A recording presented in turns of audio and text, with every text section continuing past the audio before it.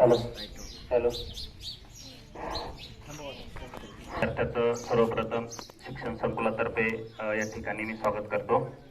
आज आपण 14 एप्रिल भीम जयंती म्हणजे डॉक्टर बाबासाहेब आंबेडकर यांची जयंती साजरी करण्यासाठी या ठिकाणी जमलो आहोत।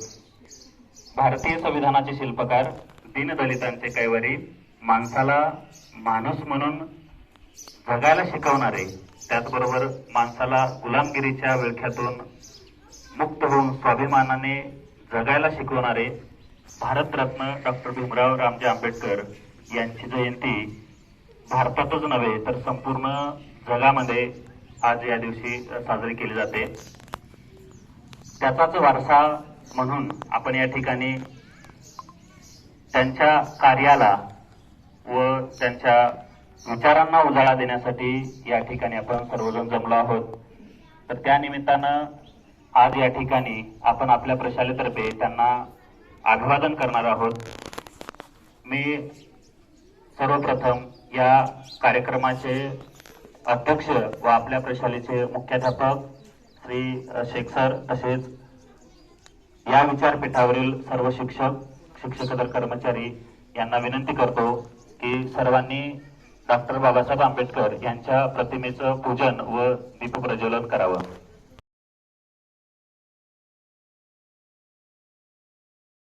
भारतीय राज्यघटनेचे शिल्पकार, ज्या ज्ञानसूर्याने दूर केला दीनदलितांच्या जीवनातील अंधार, अशा डॉक्टर बाबासाहेब आंबेडकरांना वंदन करतो मी त्रिवार, वंदन करतो मी त्रिवार। आजच्या कार्यक्रमाची रूपरेषा सांगण्यासाठी त्याचबरोबर आजच्या कार्यक्रमाचे प्रास्तावित करण्यासाठी माझे सहकारी श्री मिस्किन सर यांना मी विनंती करतो की त्यांनी आजच्या कार्यक्रमाचं प्रास्तावित करावं।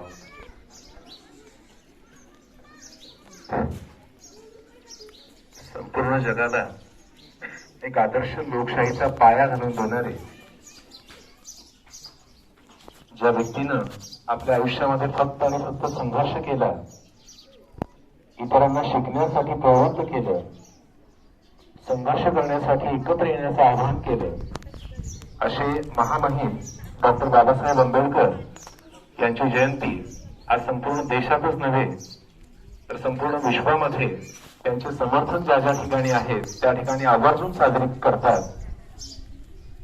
या महान वंदनीय व्यक्तिमत्वाला अभिवादन करून आजच्या प्रास्ताविकाला सुरुवात करतो।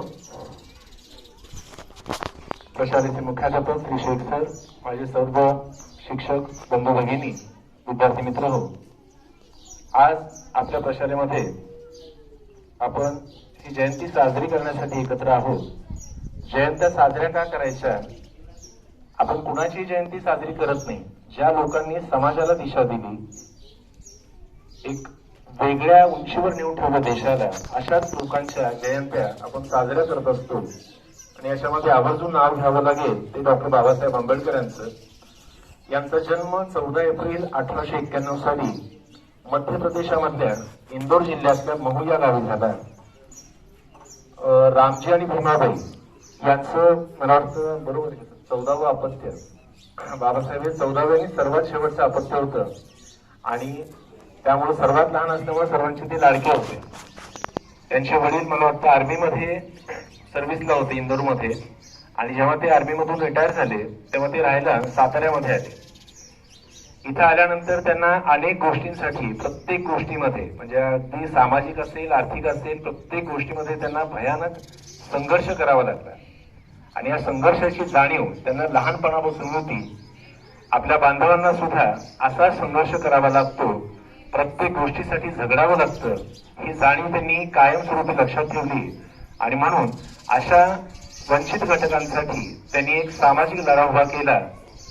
त्या लढ्याने अतिशय संपूर्ण जगावर प्रभाव टाकला आणि जगाला या लढ्याची दखल घ्यावी लागली। भारताचं स्वातंत्र्य मिळाल्यानंतर, भारताला 1947 नंतर जी राज्यघटना लिहिली गेली, त्या राज्यघटनेचं होती ती डॉक्टर बाबासाहेब आंबेडकर यांनी केली। आणि यामध्ये अधिकार देण्यात आला तो संपूर्ण जगामध्ये, मला वाटतं कोणत्याही देशामध्ये असा अधिकार नागरिकांना दिला गेलेला नाहीये। आपल्या भारतातली लोकशाही जी आहे या संविधानामुळेच अस्तित्वात आहे। आणि या लोकशाहीचं सर्व जगभरातून कौतुक केलं जातं. आपल्या संविधानासारखं दुसरं संविधान जगामध्ये सापडणार नाही आणि म्हणूनच अनेक देशांमध्ये या संविधानाचा अभ्यास पीएचडी साठी केला जातो. स्वतः डॉक्टर बाबासाहेब आंबेडकर उच्च विद्याविभूषित होते. वेगवेगळ्या विद्यापीठांमधून, जागतिक स्तरावरच्या विद्यापीठांमधून त्यांनी पदवी संपादित केली. त्यांचं शिक्षण, त्यांच्याबद्दल आपण बोलणं म्हणजे फार काय म्हणतात त्याला, छोट्या दोंडी मोठा आघात घेणं असं आहे. या अशा महान व्यक्तिमत्वाची उद्या जयंती आहे. आपण साजरी करण्यासाठी एकत्र आहोत. तर या पुढचं प्रास्ताविकाची मला संधी दिली त्याबद्दल मी आयोजकांचा आभार मानतो आणि माझं प्रास्ताविक थांबवतो. धन्यवाद. धन्यवाद मिस्टर सर. यानंतर आपल्या प्रशालेतील काही विद्यार्थी डॉक्टर बाबासाहेब आंबेडकर यांच्याविषयी आपले विचार व्यक्त करतील. सर्वप्रथम मी इयत्ता दुसरीतील विद्यार्थी सुजित बनसोडे हा विद्यार्थी आपलं सर्वप्रथम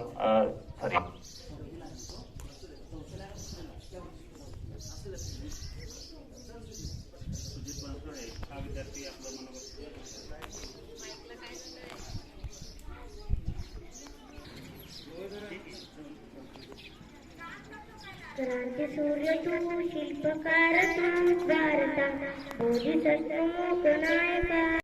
यानंतर इयत्ता दुसरीचे विद्यार्थी आपल्या समोर काही घोषवाक्य सादर करतील. त्यामध्ये प्रणय कुचकर, संस्कृती जाधव, कृती चव्हाण, स्वराज पवार, रुद्र गायकवाड आणि कृती चव्हाण हे विद्यार्थी आपल्या समोर काही घोषवाक्य सादर करतील.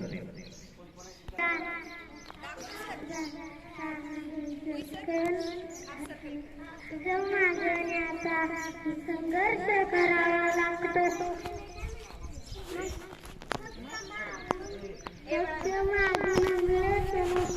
त्यासाठी संघर्ष करावा लागतो. डॉक्टर बाबासाहेब आंबेडकर जयंतीच्या हार्दिक शुभेच्छा. त्यानंतर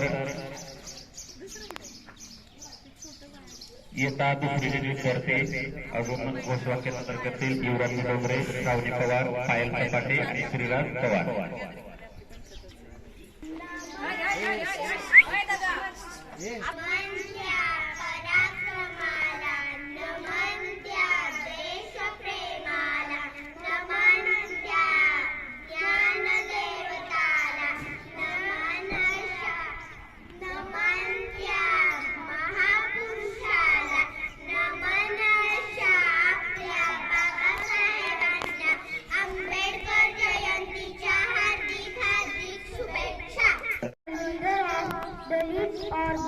Backward class people of India.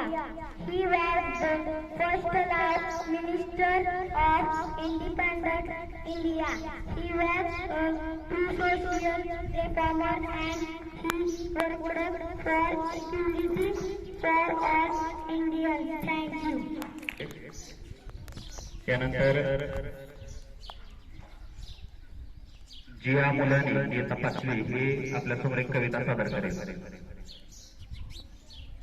घटनेचे उद्धारक ते उपयुक्तांचे, विरोधक ते वर्णभेदाचे, भारतरत्न ते देशाचे, भारतरत्न ते देशाचे, दूतत्वे शांतीचे, प्रसारक ते समतेचे, प्रसारक ते धम्माचे, भारतरत्न ते देशाचे, भारतरत्न ते देशाचे, सागर ते ज्ञानाचे, पंडित ते कायद्याचे, अभिमान ते भारतीयांचे, भारतरत्न ते देशांचे, भारतरत्न ते देशांचे. त्याच्यामुळे लाखो घरांना उद्धार झाला, हिंदुळ्यांना जगण्याचा अधिकार मिळाला. कोटी कोटी अभिवादन त्या महामानवाला, ज्यांनी संविधान समतेचा अधिकार दिला. सूर्याप्रमाणे तेज दिसणारे, व्यासपीठ चंद्रप्रमाणे शीतल छाया देणारे, परिपूर्ण आणि सांगण्याप्रमाणे चमचक करणारे डॉक्टर बाबासाहेब आंबेडकर यांना माझे कोटी कोटी प्रणाम. जय हिंद, जय महाराष्ट्र. धन्यवाद जान्हवी. यानंतर इयत्ता सहावीतील विद्यार्थिनी गौरी काळे ही आपले मनोगत व्यक्त करेल. गौरी काळे. कुणी उपकार केले या मातीवर, कुणी उपकार केले या मातीवर, अंधारा घरात पेटवल्या ज्ञानाच्या ज्योती. असा विद्वान जन्मला यानंतर आपल्या समोर येता 6वी विद्यार्थिनी समृद्धी रणदिवे आणि सानवी काळे या दोघी मिळून गीत सादर करतील. त्यांनी ते करावं अशी मी त्यांना विनंती करतो.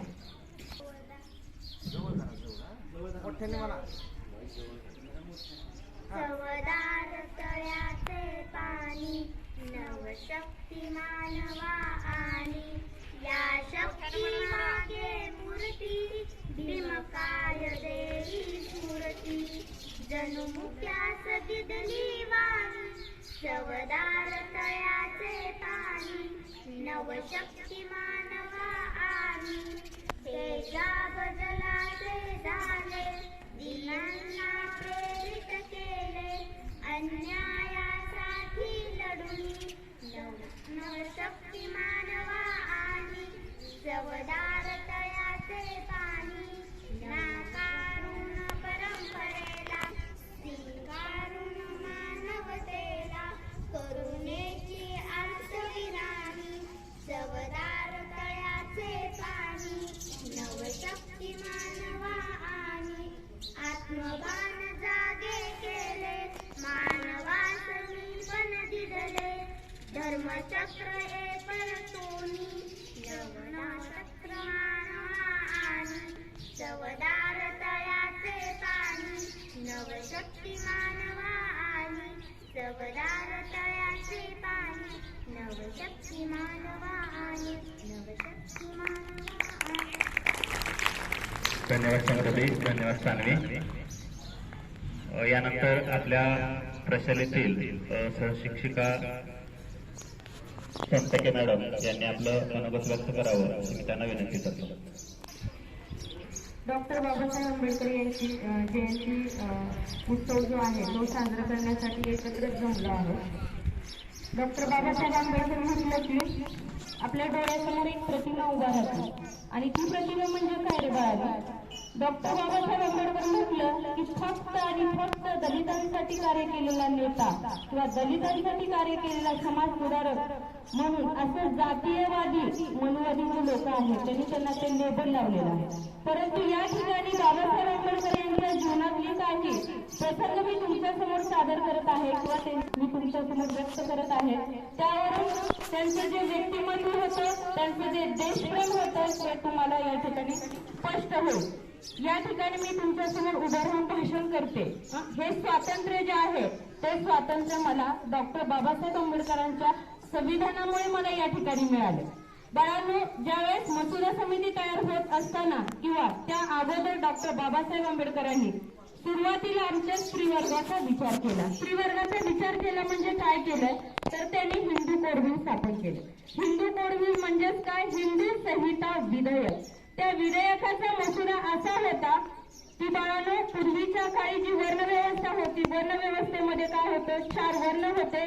4 वर्णामधला अतिशय शूद्र वर्ण म्हणून दलित बांधवांना ओळखलं जात होतं. परंतु तुमच्या माहितीसाठी मी अजून या ठिकाणी सांगेन, त्याच्यापेक्षा सुद्धा अतिशय हीन दरिद्री वर्ग म्हणजे स्त्री. मग ती स्त्री कोणत्याही जातीची असू द्या, ती ब्राह्मण स्त्री असू देत किंवा शूद्र स्त्री असू देत, सगळ्याच्या सगळ्या स्त्रिया ह्या काय होत्या, शूद्र होत्या, पडद्या आड होत्या. त्यांना पडद्याच्या बाहेर येऊन बोलण्याचं स्वातंत्र्य होतं. आज तुमच्या समोर इथे शिक्षकांसोबत काम करताना आम्ही 7-8 शिक्षिका तुम्हाला या ठिकाणी दिसतो. एवढं स्वातंत्र्य त्या काळी नव्हतं.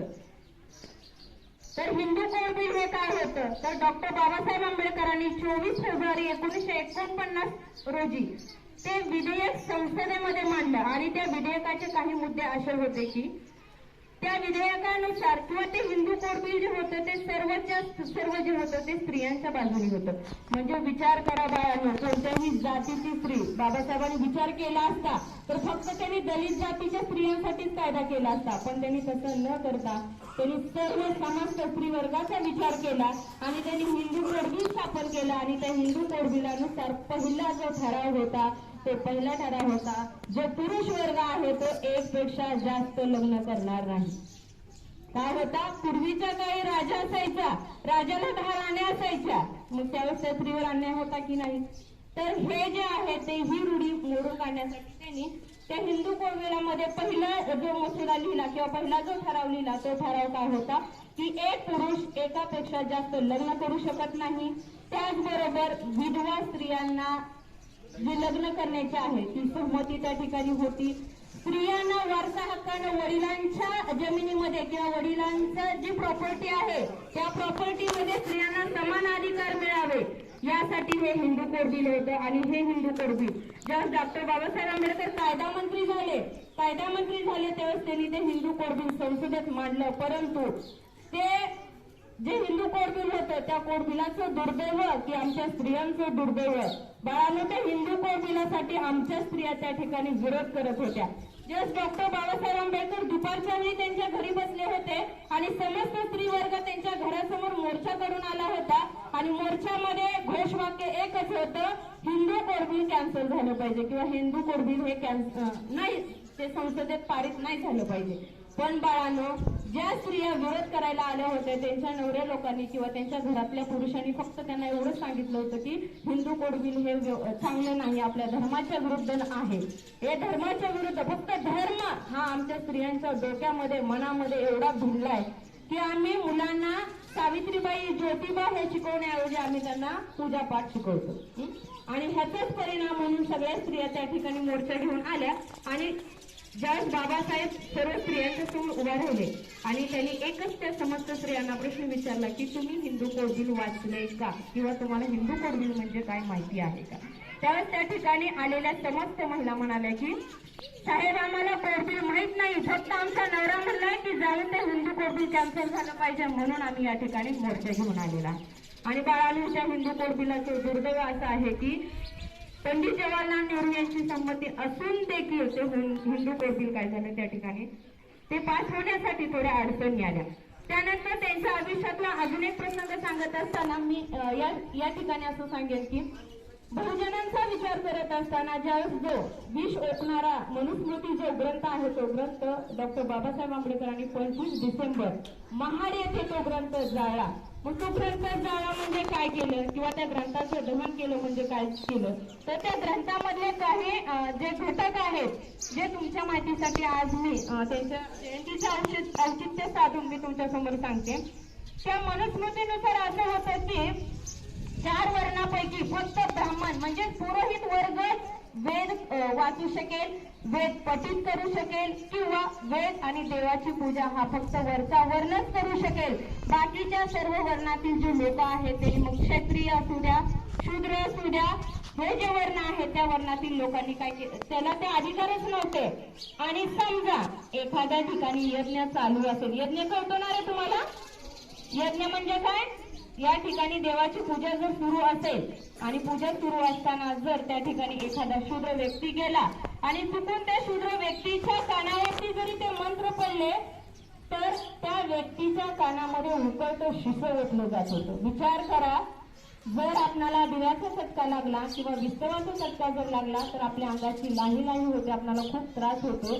आणि त्यावेळी असे कायदे होते, असे विष ओकणारे ग्रंथ होते आणि त्या ग्रंथातून काय केलं जात होतं, त्या वेद ऐकणाऱ्या व्यक्तीच्या कानामध्ये उकळतं शिसं घातलं होतं.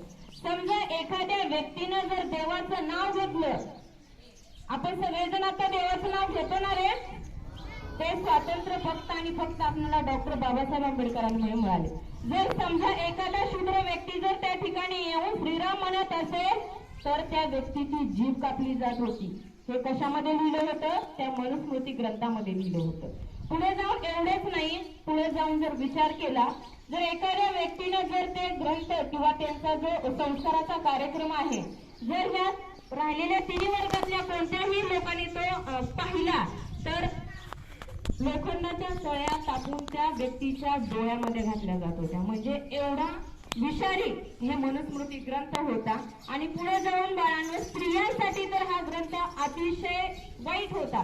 वाईट होता म्हणजे काय होतं, स्त्रियांनी बाहेर यायचं नाही, एखादी स्त्री बाहेर आली. आता व्याभिचारी ह्या गोष्टी ज्या आहेत त्या तुम्हाला समजायला थोड्या अवघड जातील, परंतु जर एखादी स्त्री तिचं वेडवाकडं पाऊल पडलं आणि वेडवाकडं पाऊल पडत असताना जर तिनं त्यामध्ये बरोबर राहिली तर त्या स्त्रीला अतिशय भयानक आणि विचित्र अशी ती शिक्षा मनुस्मृतीनुसार दिली गेली होती. आणि ती शिक्षा म्हणजे काय, तर एका झाडाच्या बुंद्याला पोखरलं जात होतं. त्या एका झाडाच्या बुंद्याला पोखरलं जात होतं आणि त्या बुंद्यामध्ये तिच्या पोटातल्या बाळाचं तुला ठेवलं जात होतं. साईडनी शेणामातीने लिंपून घेतलं जात होतं. जसं तुम्ही होळीमध्ये होळी पेटवता की नाही आणि आत नैवेद्य टाकता, तर नैवेद्याची अवस्था काय होती रे, काय होती नैवेद्याची अवस्था, ते नैवेद्य जळून खाक होतं. तशा पद्धतीनं त्या नैवेद्यासारखं तिला त्या झाडाच्या बुंद्यामध्ये ठेवलं जात होतं. साईडने शेणामातीने लिंपून तिला आत पेटवून दिलं जात होतं. जसं वांग्याचं भरत भाजून निघतं ना, भरतासाठी आपण जसं वांग भाजून काढतो ना, तशा पद्धतीनं ती लेडीज त्या ठिकाणी भाजून निघत होती ती स्त्री. आणि एवढं सगळं करत असताना जर तेवढ्यातून जरी तिनं वाचली, एवढं सगळं करत असताना जर त्यातून तिनं वाचली तर तिनं बाहेर आल्यानंतर 50 ब्राह्मणांना पंक्ती वाढायचं. पंक्ती वाढायचं म्हणजे काय, 50 ब्राह्मणांना तिनं खाऊ घालायचं. विचार करा, थोडं तर आपल्या शरीराची लाही होते, तिला ते पूर्ण उकडून काढलं जात होतं. आणि तेवढं करून तिनं बाहेर येऊन काय करायचं, म्हणजे मला सांगा, जर विचार केला आपण एकाच जातीपुरता मर्यादित विचार न करता समस्त स्त्री वर्गावरती डॉक्टर बाबासाहेब आंबेडकरांचे हे उपकार आहेत ते अनन्य साधारण आहे, त्याचा आपण शब्दात सुद्धा मोल करू शकत नाही. पुढचा मनुस्मृतीनुसार जो नियम होता तो असा होता की सतीच्या मृत्यूनंतर स्त्री काय होत होती, सती जात होती. सती जाणाऱ्या स्त्रियामध्ये शूद्र स्त्रिया नव्हत्या. सती जाणाऱ्यामध्ये स्त्रिया ह्या कोणत्या होत्या, तर अति उच्च कुटुंबातील ज्या राजा महाराजाच्या कुळातून आलेल्या स्त्रिया आहेत, ज्या समाजामध्ये मानाचं स्थान असणारी जी घरं आहेत त्या घरामधल्या स्त्रियांना काय केलं जात होतं, सती दिलं जात होतं. आणि सती जात असताना काय केलं जात होतं, तिला एखाद्या नवरीला जसं नटवतात ना, नवरी मेकअप करते त्या पद्धतीने तिच्या लग्नामध्ये जसा तिचा मेकअप आहे, तिचा जो साज शृंगार आहे तो तेवढा तिला साज शृंगार चढवला जात होता. साईडने पुरोहित उभा राहिलेले असायचे, चितेच्या शेजारी मोठे धट्टे कट्टे पैलवान उभा राहिले असे. आणि पैलवान फक्त रिकामे नव्हते, तर त्या पैलवानांच्या हातामध्ये काट्या असायच्या. आणि त्या काट्या कशासाठी, तर ती स्त्री त्या चितेतून बाहेर निघेल, त्या चितेतून तिनं बाहेर पडायचा प्रयत्न करेल तर तिला ते आतमध्ये ढकलण्यासाठी त्या काट्या होत्या. ढोल ताशे नगारे त्या ठिकाणी वाजवले जात होते. ढोल ताशे नगारे का वाजवले जात होते, तर तिची चिंकाळी जी आहे, तिचं किंकाळणं जे आहे, तिचं ओरडणं जे आहे ते बाहेरच्या अन्य स्त्रीला कळू नये, जी पुढे काही काळामध्ये सती जाणार आहे. आणि ढोल जोर जोराने वाजवले जात होते. आणि तिनं केलेला जो शृंगार आहे, तिनं घातलेले जे दागिने आहेत ते दागिने साईड उभा राहिलेल्या पुरोहितांच्या हातामध्ये तिनं देत पुढे जाऊन लंकेची पार्वती व्हावी. आणि पुढे जाऊन ती काय करत होती, बाळानो कोणतीही स्त्री सती गेलेली नाही, तिला सती जाण्यास भाग पाडलं गेलं. आणि या सगळ्याचा विचार करून डॉक्टर बाबासाहेब आंबेडकरांनी काय केलं होतं, हिंदू कोडबिलाची स्थापना केली होती. म्हणजे विचार करा, आपण एकच गोष्ट लक्षात ठेवतो आणि एकाच जातीपुरतं त्यांना एकाच कसोटीमध्ये बसवतो. पुढे जाऊन ज्यावेळेस डॉक्टर बाबासाहेब आंबेडकर अर्थमंत्री झाले, कायदा मंत्री झाले. आणि कायदा मंत्री झाल्यानंतर 1 रुपयाचा विनिमयाचा हिशोब चालू होता. त्या ठिकाणी वेल्बी हे बाहेरच्या देशातून आलेले अर्थतज्ञ होते. भारतामध्ये सगळेजण जे वैचारिक बैठक बसली होती आणि रुपयाचा दर ठरवायचा होता. आपला चलन कोणता आहे, 1 रुपया आहे. आणि त्या 1 रुपया चलनाचं काय करायचं होतं, विनिमय चालू होतं. भारतातील व इतर देशातील खूप साऱ्या तज्ञांनी आपली मतं मांडली. आणि ज्यावेळेस शेवटचं मत होतं ते डॉक्टर बाबासाहेब आंबेडकरांचं मत होतं. आणि डॉक्टर बाबासाहेब आंबेडकर त्यांचं मत व्यक्त करण्यासाठी उभा राहिले. त्यावेळेस बाहेरून देशातून आलेले अर्थतज्ञ वेल्बी त्या ठिकाणी म्हणाले की बाबासाहेब, मी एवढ्या सर्व अर्थतज्ञांची मते ऐकली आहेत, मला आता तुमचं मत ऐकणं गरजेचं वाटत नाही. त्यावेळेस बघा विद्वान लोक कसे असतात, त्यावेळेस बाबासाहेबांनी अतिशय नम्रपणे उत्तर दिलं की तुम्ही ज्या आता अर्थतज्ञांची मते ऐकलेली आहेत ती सर्वच्या सर्व मते माझ्या पुस्तकातली आहेत. विचार करा, जो विद्वान असतो तो विद्वान कधीही आपल्या मोठेपणाचा डंका पिटवत नाही. आणि सर्वांच्या मनामध्ये जी एक बाबासाहेबांची कृती उमटलेली आहे की बाबासाहेब म्हणजे अमुक अमक्या जातीपुरते मर्यादित आहेत असं नसून मानवाला मानवासारखं जगण्याचा अधिकार देणारे व पूर्ण जगामध्ये पाण्यासाठी संघर्ष करणारा एकमेव व्यक्ती म्हणून असं त्यांचं महान व्यक्तिमत्व आहे. आणि त्या महान व्यक्तिमत्वाला आपण डोक्यावर घेण्याऐवजी आपण त्यांना डोक्यात जर घेऊन राहिलं तर आपल्या देशाला महासत्ता होण्यापासून कोणीही वाचवणार नाही. तर या ठिकाणी डॉक्टर बाबासाहेब आंबेडकर यांच्या जयंतीनिमित्त परत एकदा मी त्यांना त्रिवार मानाचा मुजरा या ठिकाणी करते आणि आयोजकांनी मला बोलण्याची संधी दिली त्याबद्दल मी त्यांचं धन्यवाद. संतक मॅडम, अतिशय छान पद्धतीनं डॉक्टर बाबासाहेब आंबेडकर यांच्या जीवनावर प्रकाश तुम्ही टाकलात. यानंतर आपल्या प्रशालेतील सहशिक्षक श्री कसबे सर यांना मी विनंती करतो की त्यांनी त्यांचं मनोगत व्यक्त करावं.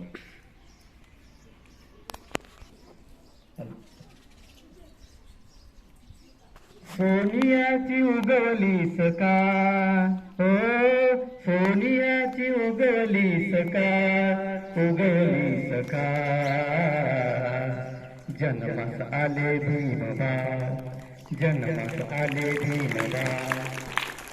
ते भीमबा म्हणजे अर्थात विश्वरत्न, भारतरत्न, बोधिसत्व महामानव, घटनेचे शिल्पकार डॉक्टर बाबासाहेब आंबेडकर यांची आज जयंती. प्रथमतः सन्माननीय व्यासपीठावरील उपस्थित आपल्या प्रशालेचे मुख्याध्यापक तथा प्राचार्य आदरणीय शेख सर, ज्येष्ठ सहशिक्षक मिस्किन सर, सर्व शिक्षक बंधू भगिनी, शिक्षकेतर कर्मचारी, माझ्या समोर उपस्थित असलेले सर्व शिवसैनिक, भीमसैनिक मित्र, आज संपूर्ण देशभर 131वी भीमजयंती आपण साजरी करत आहोत. या भीमजयंतीचा इतिहास आपल्या समोर मांडू इच्छितो. 14 एप्रिल 1891 मध्ये एका विश्वरत्नाचा जन्म झाला.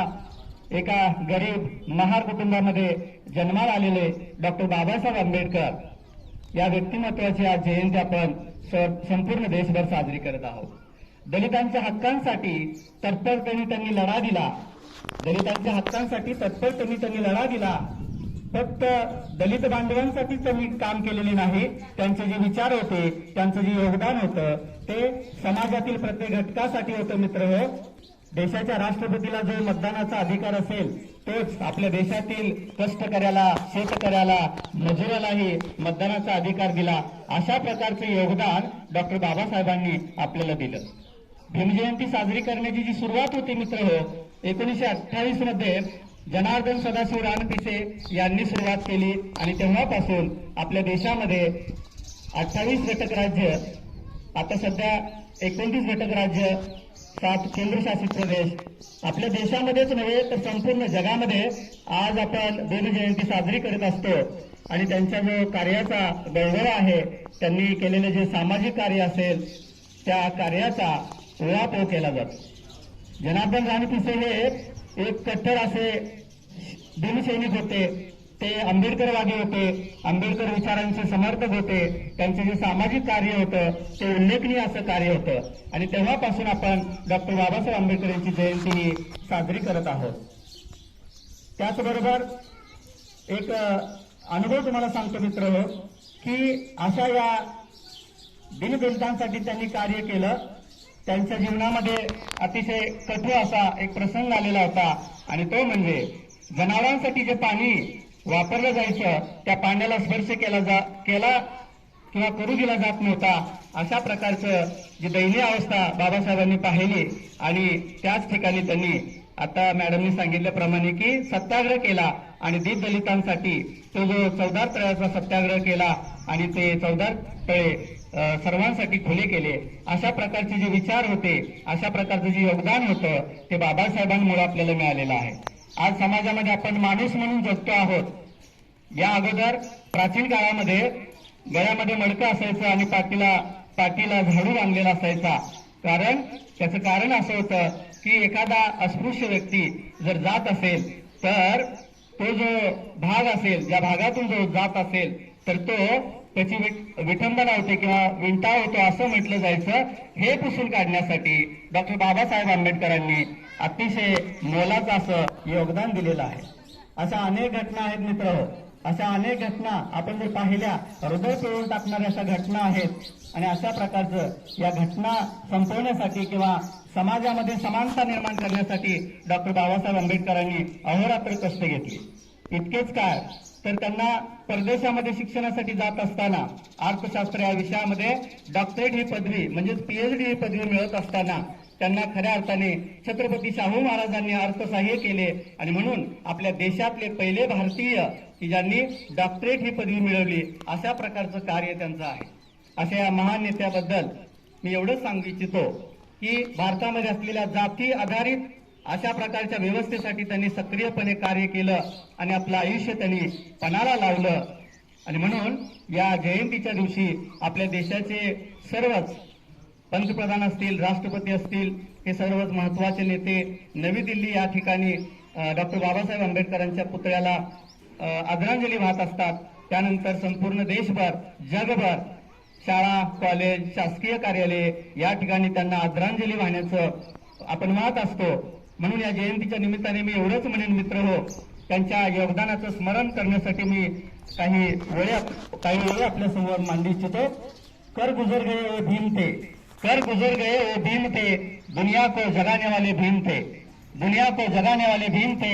हमने तो सिर्फ इतिहास पढ़ा यारो, हमने तो सिर्फ इतिहास पढ़ा यारो, इतिहास को बनाने वाले मेरे भीम थे, इतिहास को बनाने वाले मेरे भीम थे. एवढे बोलून मी माझ्या वाणीला विराम देतो. जय शिवराय, जय भीम. त्यानंतर आपल्या प्रशालेतील सहशिक्षिका सौ कदम मॅडम यांनी आपलं मनोगत व्यक्त करावं. वरिष्ठ सहशिक्षक, इतर शिक्षक वृंद, शिक्षकेतर कर्मचारी आणि तुम्ही उन्हात बसलेले माझे बालगोपाळ. उद्या 14 एप्रिल डॉक्टर बाबासाहेब आंबेडकरांची जयंती. उद्याचा सुट्टीचा दिवस तो वाया जाऊ नये आणि आपल्याला पण त्या महात्म्यांचं महत्त्व कळावं म्हणून आपण जयंत्या पुण्यतिथ्या साजऱ्या करत असतो आणि आपण आदल्या दिवशी आज ती जयंती साजरी करतोय. 14 एप्रिल 1800 मध्ये डॉक्टर बाबासाहेब आंबेडकरांचा जन्म झाला. अगदी गरीब कुटुंबामध्ये त्यांचा जन्म झालेला होता. आई वडील दोघंही अशिक्षित असताना वडील सुभेदार म्हणून काम करत होते आणि बाबासाहेब लहान वयामध्येच दलित समाजामध्ये जन्माला आलं असल्या कारणामुळे त्यांना लहानपणापासूनच दलिताचं पोर म्हणून त्यांच्याकडे पाहिलं जायचं. शाळेमध्ये आज तुम्ही सगळेजण एकत्रित बसता, एकमेकांचे डबे अगदी छान आनंदाने मजामस्तीने खात असता. पण त्या काळचा जो वेळ होती किंवा त्यावेळेसचा जो काळ होता तो तसा नव्हता. दलित समाजानं चालत असताना सुद्धा पाठीला झाडू बांधून चालावं लागायचं. का तर त्याची सावली त्या जमिनीवरती पडू नये, ती जमीन अस्पृश्य होऊ नये. पण खरं पाहता झाडू त्या अंगाला लागलेला असतो. जो झाडू पुढं सरकत जाणार आहे तो जमिनीला लागणार आहे आणि जमीन पुन्हा अस्पृश्य होणार आहे ही भावना त्या समाजाला कळत नव्हती. चतुरस्र वर्गश्रेणी होती, ब्राह्मण होते, क्षत्रिय होते, वैश्य होते आणि वाणिज्य शूद्र. तर क्षुद्रांनी अतिक्षुद्र कामं त्या काळामध्ये करायची. मग गावामध्ये मेलेली जनावरं असतील ती उचलून गावाच्या बाहेर टाकणं असेल, गटारा साफ करणं असेल, मैला साफ करणं असेल.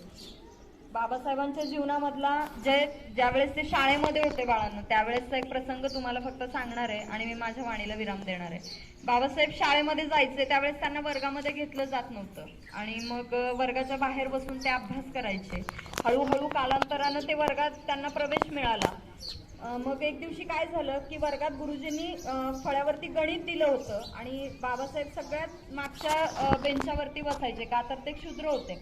आणि मग वर्गात गुरुजींनी आपल्याला जसं शिक्षक प्रश्न करतात की बाळांनो तुम्हाला समजलं का, तुम्ही सोडवलं का, मग सोडवलं तर कुणी सोडवलं आणि ते फळ्यावर सोडव. मग गुरुजींनी त्यांच्याही तसाच प्रश्न केला की हे गणित ज्यांनी कुणी सोडवलंय त्यांनी ते पटकन फळ्यावरती सोडवून दाखवा म्हणून. आणि ते गणित फक्त एकट्या बाबासाहेबांनी सोडवलेलं होतं. बाबासाहेब धावत धावत फळ्याकडे आले. बाबासाहेब धावत फळ्याकडे येत आहेत हे बघून बाकीच्या सगळ्या वरच्या वर्गातल्या मुलांनी त्या डब्याखालचे फळ्याखालचे जे डबे होते ते डबे पट पट पट पट उचलायला सुरुवात केली आणि ती मुलं पुन्हा जाऊन बसली. बाबासाहेबांनी फळ्यावरती गणित सोडवलं. बाबासाहेब आहे या परिस्थितीमध्ये पुन्हा बेंचावरती जाऊन बसले. दुसऱ्या दिवशी प्रार्थना चालू होती पण प्रार्थनेमध्ये सुद्धा बाबासाहेबांच्या डोळ्यासमोर घडता प्रसंग येत होता आणि डोळ्यातून गळगळ पाणी वाहत होतं. गुरुजींनी विचारलं की आंबेडकर तू आज रडतोयस, काय झालं? ते म्हटले की तुला गणित कालचं समजलं नाहीये का? तर ते म्हणले सर गुरुजी मला कालचं माझं वहीवरचं दिलेलं गणित कळलंय पण मला फळ्यावरचं गणित जरी कळलं असलं तरी फळ्याखालचं गणित मला अद्यापही कळलेलं नाहीये. त्या वयात त्या बालमनावरती इतका मोठा परिणाम झाला आणि ज्यावेळेस ते मोठे झाले, विचारांनी प्रौढ झाले, त्यावेळेस त्यांनी सांगितलं की मी हिंदू म्हणून जरी जन्माला आलो असलो तरी हिंदू म्हणून कधी मरणार नाही, म्हणून त्यांनी बौद्ध धर्म स्वीकारला. शांतीचा संदेश देणारा बौद्ध धर्म म्हणून त्याच्याकडे पाहिलं जातं.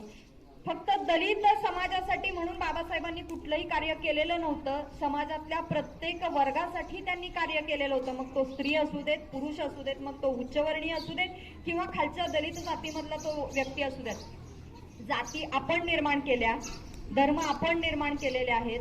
आपण वागताना माणसाशी जातीनं वागतो. माणसानं फक्त माणसाशी माणसासारखं वागलं तर माणूस पण येत असतं, हे सांगण्याचा प्रयत्न बाबासाहेबांनी केलेला होता. आणि बाबासाहेबांनी एक छानसं उदाहरण दिलं होतं. ते म्हणायचे की जुन्या अभ्यासक्रमामध्ये 6वीला ग्रंथ हेच गुरु हा धडा होता. त्यात त्यांनी काय सांगितलं होतं की पुस्तकं ही माणसाचा सगळ्यात जवळचा मित्र आहेत. ज्या माणसाचं मस्तक पुस्तकासमोर झुकतं त्याचं मस्तक कुणासमोरही पुन्हा नतमस्तक होत नसतं. तर माणसानी आयुष्यामध्ये मैत्री जर करायची असेल तर ती ग्रंथांशी करावी, कारण ग्रंथ हे कधीही धोका देत नाहीत. माणसं धोका देतात, माणसं चुकीचा मार्ग दाखवतात, पण ग्रंथ कधीही धोका देत नाहीत, कधीही चुकीचा मार्ग दाखवत नाहीत. इतकं आघाद व्यक्तिमत्व असणारं व्यक्तिमत्व हे भारताचं होतं. अगदी थोरांपासून लहानांपासून थोरांपर्यंत प्रत्येकाला विचार करायला लावणारं ते व्यक्तिमत्व होतं. अशा या थोर महामानवाला त्यांच्या उद्या जयंतीनिमित्त मी त्रिवार अभिवादन करते आणि संयोजकांनी मला बोलण्याची संधी दिली त्याबद्दल मी त्यांचे आभार मानते आणि माझ्या वाणीला विराम देते. धन्यवाद. इयत्ता 7वीचे विद्यार्थी आपल्या समोर एक नृत्य सादर करतील. त्यामध्ये प्राजक्ता बनसोडे, पियुष कुचेकर, शांतीनाथ शिंदे,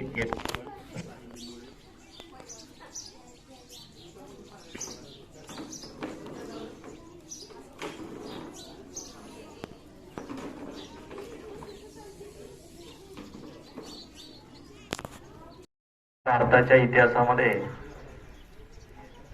अनेक असे महापुरुष होऊन गेले की ज्यांनी देशासाठी, आपल्या समाजासाठी अहोरात्र काम करून आपली जी सामाजिक बांधिलकी आहे, आपली देशाविषयी असणारी जी राष्ट्रनिष्ठा आहे ती त्यांनी जोपासली. त्यांच्या या सेवेचा वारसा आजही आपल्या देशवासियामध्ये एक आदर्श, एक मार्गदर्शक, एक दिशादर्शक असा ठरतो आहे. आणि अशा या थोर महापुरुषामध्ये विश्वरत्न डॉक्टर बाबासाहेब आंबेडकर यांचं नाव हे अग्रक्रमाने घ्यावं लागतं. 14 एप्रिल हा डॉक्टर बाबासाहेब आंबेडकरांचा जन्मदिवस हा संपूर्ण भारतामध्ये, संपूर्ण जगामध्ये एक उत्सव म्हणून साजरा केला जातो. डॉक्टर बाबासाहेब आंबेडकर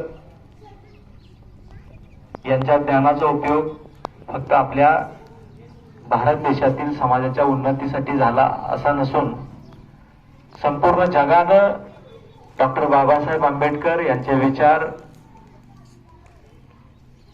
अंगीकारून आपल्या देशाची प्रगती करण्याचा प्रयत्न, आपल्या समाजाची प्रगती करण्याचा प्रयत्न हा केलेला आहे. असे असणारे डॉक्टर बाबासाहेब आंबेडकर यांनी आपल्या देशाचं असणारं जे संविधान आहे ते त्यांनी संविधान लिहिलं. आज आपला देश, आपल्या देशामध्ये चालणारं प्रत्येक काम, प्रत्येक क्षेत्रामध्ये असणारे कायदे, नियम, अधिकार, कर्तव्य, जबाबदाऱ्या याचा सर्वांगानं अभ्यास करून या देशातल्या संपूर्ण घटकाला न्याय देण्याचं काम त्यांनी संविधानातून केलं. आणि इतकी अप्रतिम असणारे संविधान, कायदा, नियम हे जगातल्या कोणत्याही देशानं अशा प्रकारचं करू शकलं नाही. या आपल्या संविधानाचा अभ्यास जगातील अनेक देश आजही करतायत. सगळ्यांना ऐकायला येते का? मला वाटत नाही तुम्ही इकडे तिकडे बघताय म्हणजे माझं तुम्हाला ऐकायला येत नाही. समोर लक्ष सगळ्यांचा ताट.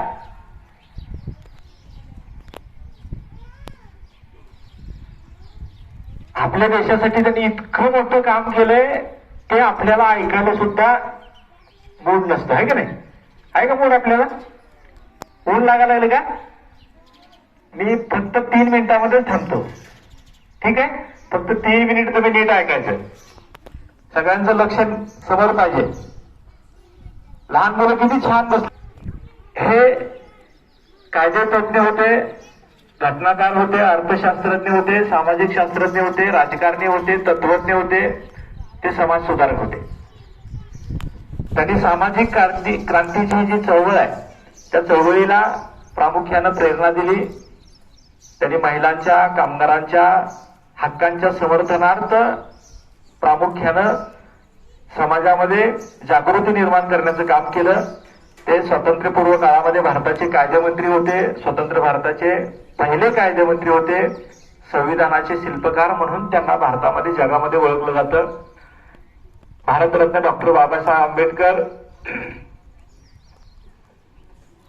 यांनी संपूर्ण देशामध्ये प्रत्येक व्यक्तीला आपल्या स्वत्वाची जाणीव निर्माण करून दिली.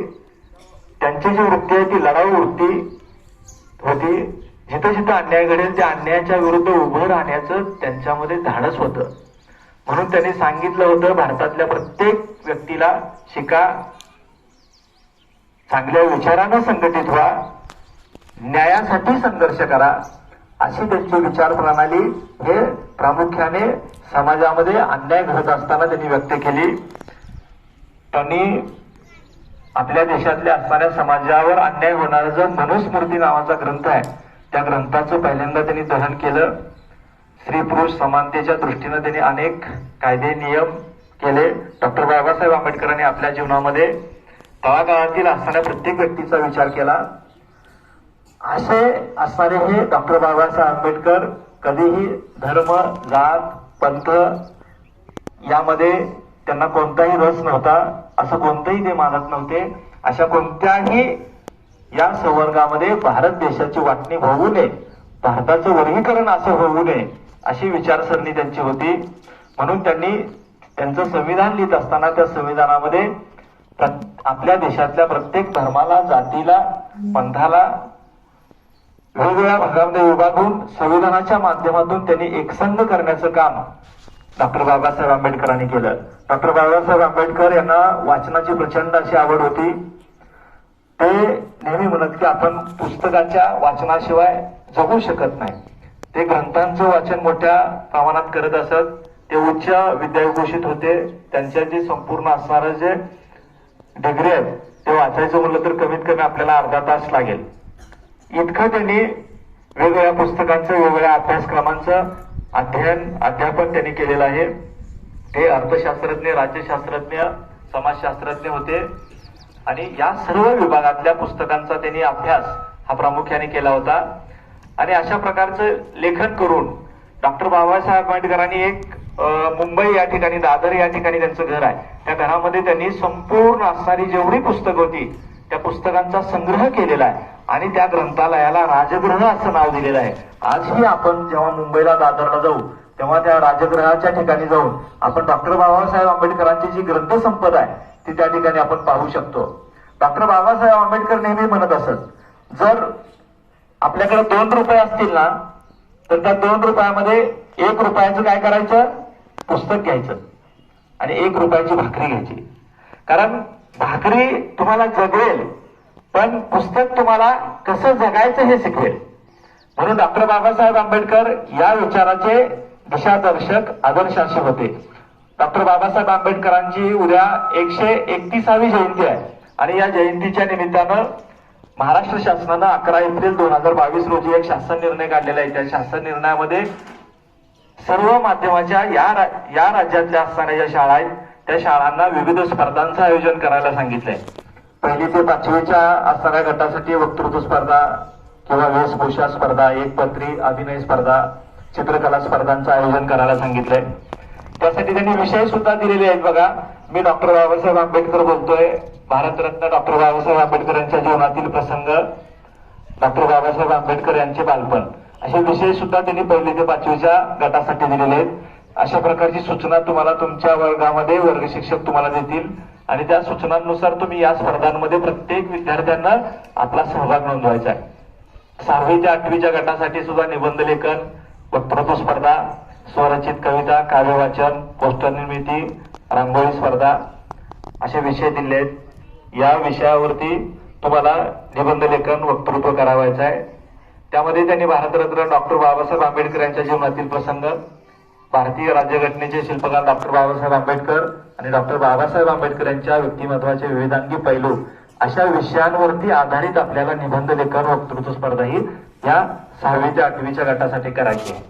त्याचबरोबर पुढचा जो गट आहे तो 9वी ते 12वीचा गट आहे. त्या गटामध्ये सुद्धा आपल्याला प्रत्येक विद्यार्थ्याला निबंध लेखन, वक्तृत्व, व्हिडिओ निर्मिती स्पर्धा, दुर्मिळ छायाचित्रांचा संग्रह, एकांकिका, एकपात्री, अभिनय स्पर्धा, कथाकथन स्पर्धा, रांगोळी स्पर्धा अशा वेगवेगळ्या स्पर्धा ठेवलेत. त्याचे विषय सुद्धा विविध दिलेले आहेत.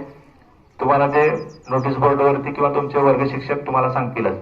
यानुसार आपल्याला विविध या स्पर्धांमध्ये सहभाग घेऊन प्रत्येक विद्यार्थ्याने या सहभाग घेतल्यानंतर ज्या विद्यार्थ्यांचा वक्तृत्व असेल, त्याचा व्हिडिओ असेल, त्याचा दुर्मिळ चित्रांचा संग्रह असेल, रांगोळी स्पर्धा असेल, कथाकथन असेल, निबंध लेखन असेल, त्याचं अप्रतिम असेल, ते आपल्याला या स्पर्धांमधून शाळेमध्ये त्याची निवड केली जाईल. आणि या प्रकारचे तुमचे असणारे जे 2 ते 3 मिनिटांचे व्हिडिओ असतील, फोटो असतील, ते फेसबुकवरती, ट्विटरवरती, इंस्टाग्रामवरती, हॅशटॅगवरती हे अपलोड करायचे आहेत.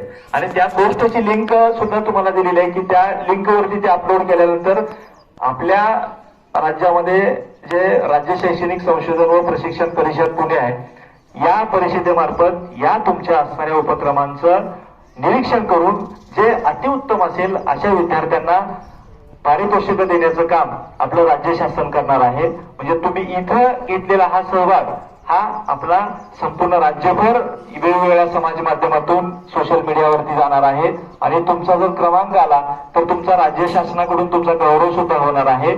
अशा प्रकारचं तुम्हाला सर्व विद्यार्थ्यांना या डॉक्टर बाबासाहेब आंबेडकरांच्या जयंतीच्या निमित्तानं मी आवाहन करतो की या असणाऱ्या विविध स्पर्धा आहेत त्या प्रत्येक विद्यार्थ्यांना या स्पर्धेमध्ये सहभागी होऊन आपल्याला आपली असणारी जी काय आपल्या अंगी असणारे जे कौशल्य आहे ते कौशल्य आपण आपल्या संपूर्ण राज्यामध्ये या निमित्तानं प्रसारित होत आहे ते आपण प्रसारित करूया असं मी सर्व विद्यार्थ्यांना सांगतो. सर्व वर्ग शिक्षकांनी आपल्या वर्गातील विद्यार्थ्यांना या विविध स्पर्धांमध्ये मोठ्या प्रमाणात सहभाग घेऊन चांगल्या प्रतीचं असणारं, उत्कृष्ट प्रतीचं असणारं जे आपलं काम आहे या स्पर्धांमध्ये सांगितलेल्या उपक्रमामध्ये व्हावं असे सर्व विद्यार्थ्यांना, शिक्षकांना मी आवाहन करतो. आणि डॉक्टर बाबासाहेब आंबेडकर यांच्या जयंतीच्या निमित्तानं सर्व विद्यार्थ्यांना मी शुभेच्छा देतो. या जयंतीच्या निमित्तानं तुम्हाला मी एवढंच सांगतो, डॉक्टर बाबासाहेब आंबेडकर हे कोणत्याही जातीचे, धर्माचे नव्हते. ते भारतातील एक समाजसेवक होते. ते एक संपूर्ण जगातील मानव जातीचं प्रतीक होतं. आणि अशा असणाऱ्या व्यक्तिमत्वाचा 14 एप्रिल हा जन्मदिवस आहे. या जन्मदिवसाच्या निमित्त त्यांना, तुम्हा सर्व विद्यार्थ्यांना त्यांचे विचार तुमच्यामध्ये मोठ्या प्रमाणात येऊन आपल्यामध्येही चांगल्या प्रकारची सुधारणा व्हावी. आपण आपल्या राज्यासाठी, देशासाठी सेवा न करता संपूर्ण जगासाठी डॉक्टर बाबासाहेब आंबेडकरांसारखं आपण उपयोगी ठरावं असं मी या निमित्तानं व्यक्त करतो. आणि मी इथंच थांबतो. जय हिंद, जय महाराष्ट्र. कार्यक्रमाचे अध्यक्ष आणि उपस्थित व्यासपीठ आणि तुम्ही, मी पण 1 तास बोलणार होतो परंतु लय होऊ नये म्हणून थोडस एकाच वेळेमध्ये संपवतो. आजच्या कार्यक्रमाला उपस्थित असलेले सर्व मान्यवर आणि तुम्ही या सर्वांचा आभार मानण्या अगोदर एक लाईन सांगतो. तुम्हाला आता खूप जणांनी सांगितलं बाबासाहेबांचे विचार, परंतु त्यांचं एक 3 स्लोगन आहेत. शिका, संघटित व्हा आणि संघर्ष करा आणि शासन करते जमात व्हा. तेवढं हे 4 शब्द जरी तुमच्या लक्षात राहिले तरी खूप मोठं आहे. आणि त्यांनी जे लोकशाही म्हणजे घटनेचं झाड लावलं त्याचं फळ आपण आता टाकत आहोत. आणि ते फळ खाताना एकदा तरी नाव त्यांचं घ्यावं. कारण का आता तुम्ही जे त्यापरिभूत जीवन जगत आहे, आता कोणीतरी सांगितलं महिला समानता असेल किंवा जे काय असतील ते म्हणजे सामाजिक सुरक्षा जी आहे, सामाजिक सुरक्षा जी आहे ते या ठिकाणी तुम्ही ज्यावेळी तुमच्या लक्षात आलं की आम्ही यांच्यामुळे आहे, मग त्यांचं एकदा जरी नाव घ्यावं असं मी माझं मनोगतातून व्यक्त करतो. आणि उपस्थित असलेल्या सर्वांचं, तुमचं, शिक्षकांचं, सर्व शिक्षकेतर कर्मचाऱ्यांचं आणि या कार्यक्रमाच्या संयोजकांचं जाहीर आभार मागतो. आणि अध्यक्षाच्या परवानगीने कार्यक्रम संपला असं जाहीर करतो.